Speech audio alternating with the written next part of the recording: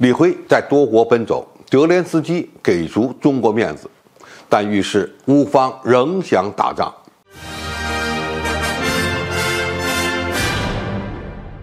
观众朋友，大家好，我是付贤少。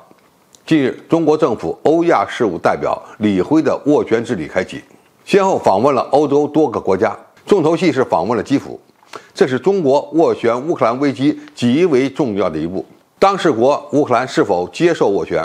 会提出什么样的停火条件，又是重中之重。不出意外的是，乌克兰外交部在一份声明中说，库列巴向中国政府特使表明，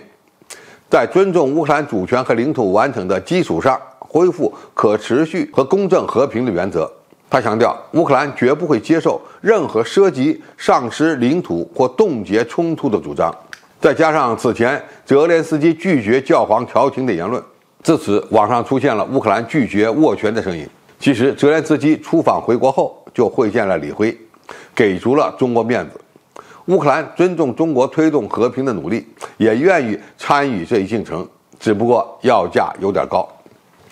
现在的问题是，乌克兰政府对解决乌克兰危机的态度到底释放了什么信号？首先，我们一定要认识到，乌克兰外交部的表态与中国斡旋乌克兰危机的原因并不矛盾，因为中国也强调尊重乌克兰的领土主权完整，也就是说，中国从来就没有说过要乌克兰用领土换和平。但是这并不等于就没有可以谈判的空间。了解双方的底线，是促进政治解决乌克兰危机的最重要的一步。除了难以调和的领土问题之外，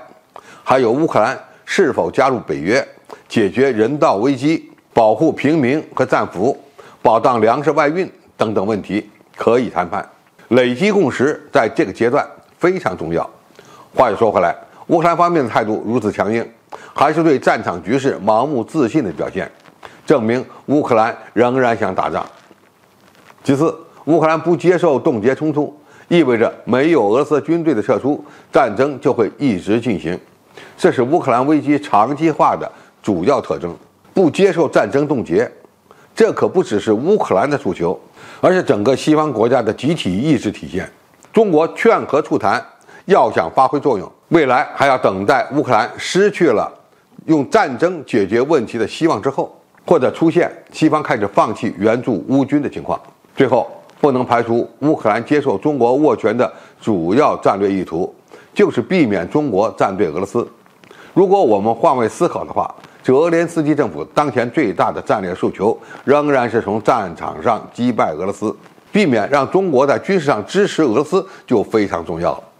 而接受中国斡旋，很大程度上就是一种善意的姿态。如果说乌克兰不接受领土问题作为谈判条件是可以预期的，那么现在乌克兰与西方不接受先停战再谈判，以中国的观点就有冲突了，因为中国斡旋是把停火止战放在第一位的。乌克兰方面显然担心战线稳定之后会导致俄罗斯领土的收益固化，这充分证明俄乌双方的不信任，而且呢也能证明俄乌冲突的更大控局者是美国。在双方都想通过战争解决问题时，和谈就非常遥远。但是双方总有打不动的那一天。对中国来说，当前最重要的目标不是马上就能斡旋成功，而是通过斡旋积累双方的共识，为俄乌建立起一个能够开展谈判的渠道，并为双方找到一条退路而创造条件。在这个世界上，有些事原本看起来是不可能的，或者说是非常困难的，但总得有人去做。而中国作为一个负责任的大国，只要实实在在地推动俄乌和谈，这个过程本身就符合中国的利益。这个趋势大家一定要看懂。好，今天评述就到这里，谢谢大家收看，我们下期再见。